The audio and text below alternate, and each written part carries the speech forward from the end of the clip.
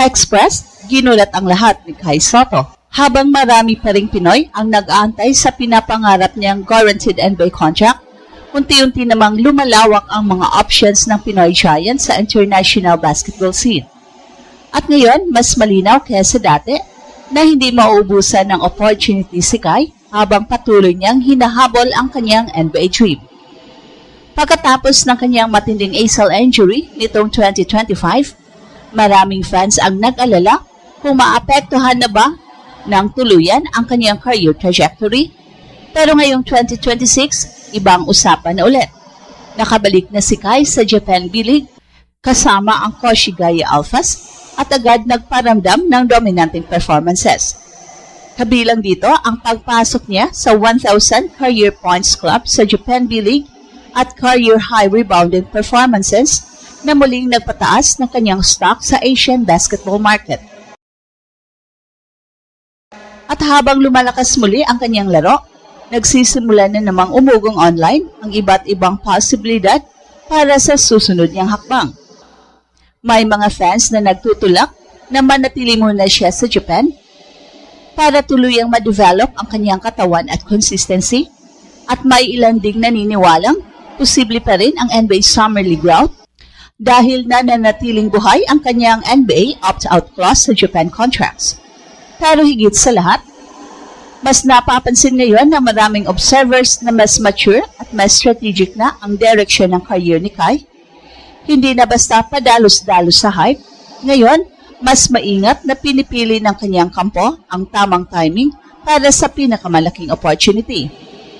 At habang nag-aantay ang buong Pilipinas sa inaasam na guaranteed NBA contract, isang bagay ang malinaw, hindi nawawala si Kai sa radar ng international basketball. Sa katunayan, mas dumarami pa nga ang posibilidad para sa kanyang future.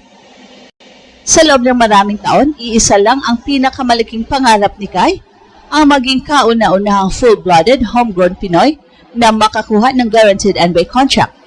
At kahit maraming pagsubok, setbacks at injuries ang dumaan sa kanyang journey, hindi pa rin nawawala ang posibilidad na yon hanggang sa ngayon. Pero habang wala pa ang inaasam na NBA breakthrough, mas lalong nagiging interesting ang sitwasyon ni Kai ngayong 2026. At bakit? Dahil sa halip na maubusan ng options matapos ang kanyang ACL injury, mas lalo pang dumarami ang landas na pwedeng tahakin ng 7'3" Pinoy big man. Sa kasalukuyan, tuloy-tuloy ang kanyang solid comeback sa Japan B-League kasama ang Koshigaya Alphas. At ang mas nakakagulat, hindi siya mukhang player na galing sa major injury. Sa katunayan, mas physical, mas composed at mas efficient pa nga ang kanyang laro ngayon kumpara sa mga nakaraang taon. Ilang linggo matapos ang kanyang pagbabalik, agad siyang gumawa ng ingay matapos makapasok sa 1,000 career club sa Japan B-League habang nagtala rin ng dominanting rebounding games laban sa mas matatapang at mas physical na imports sa Japan. At dito nagsisimulang maging seryoso ang usapan online. Dahil habang lumalakas ang laro ni Kai, mas maraming fans at basketball analysts ang nagtatanong, kailangan ba talaga niyang magbadali papuntang NBA? Para sa ilan, malaking bagay na rin ang Japan B-League route. Bukod sa magandang competition level sa Japan, mataas din ang sweldo, stable ang development environment at mas maraming pagkakataon si Kai upang maglaro ng heavy minutes bilang pangunahing big man. Sa katunayan, may reports pa nga noon na umabot sa milyon kada buwan sa Philippine peso ang halaga ng kanyang Japan contracts. Pero syempre, hindi pa rin nawawala ang kanyang NBA dream. At ang mahalagang detalye rito, nananatiling posible ang NBA move anumang oras dahil sa mga opt-out clauses na karaniwang kasama sa kanyang Japan contract. So ibig sabihin, kung sakaling may NBA team na magbigay ng guaranteed offer o kahit serious two-way opportunity, may flexibility siyang umalis agad upang habulin yon. Bukod pa rito, may ilang basketball personalities at online communities din na nag-uusap tungkol sa ibang posibleng routes para kay Kai. May mga nagsasabing pwede siyang sumubok muli sa NBA Summer League kapag tuluyan ng bumalik sa peak condition. May ilan ding naniniwalang posible ang Chile path kung may tamang fitness system na mangangailangan ng rim protector at mobile 7-footer. Pero ang pinakamahalagang pagbabago ngayon kay Kai ay hindi lang tungkol sa options niya, kundi sa timing. Dati kasi, laging minamadali ang kanyang NBA journey, laging may pressure, laging may expectation. Pero ngayon, mas patient na ang kanyang camp, mas strategic, mas focus sa long-term growth kaysa instant hype. At baka iyon mismo ang pinakadelikadong development para sa international basketball.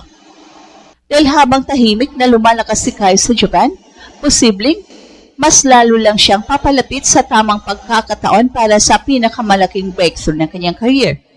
At habang patuloy na umiinit ang usapan tungkol sa future ni Kai, mas lalong nahahati ngayon ang opinyon ng mga fans at basketball analysts tungkol sa kung ano ba talaga ang pinakamahalagang susunod na hakbang para sa kanya. Pero sa kabila ng iba't ibang pananaw, iisa ang malinaw, hindi nawawala ang value ni Kai sa international basketball market.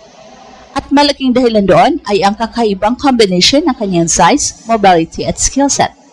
Sa modern basketball kasi, bihira ang 7-footer na kayang tumakbo sa open court, mag-protect ng rim at may soft shooting touch sa labas. Kaya kahit hindi pa siya nakakapasok sa NBA roster, nananatili pa rin siyang intriguing prospect para sa maraming basketball system sa mundo. Sa Japan pala ngayon, ramdam na ang kanyang epekto. Hindi biro ang level ng Japan B-League ngayon. Maraming dating NBA players, EuroLeague imports, at national team veterans ang naglalaro rito. At sa kabila ng matinding competition, nagagawa pa rin ni Kai na maging productive at impactful player pagkatapos ng kanyang injury comeback. Kaya habang tumatagal, mas maraming fans ang nagsasabing baka hindi na kailangang habulin ni Kai ang NBA kahit anong mangyari dahil sa Asia pa lang, kaya na niyang maging superstar level player.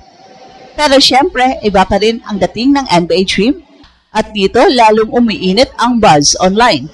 May mga NBA fans na naniniwalang bagay si Kai bilang developmental center sa mga kupunang kulang sa rim protection at front court size. Madalas mababanggit sa online discussions ang mga teams na nangangailangan ng backup big man na may haba at shot blocking ability. Kahit wala pang official reports ng guaranteed offer, patuloy pa rin ang interest ng mga fans sa posibilidad na makakuha siya ng training camp invite o summer league opportunity kapag tuluyan na siyang bumalik sa peak form. At ito ang Express Centro kung saan bawat kwento ginulat ang mundo. Don't forget to like and subscribe.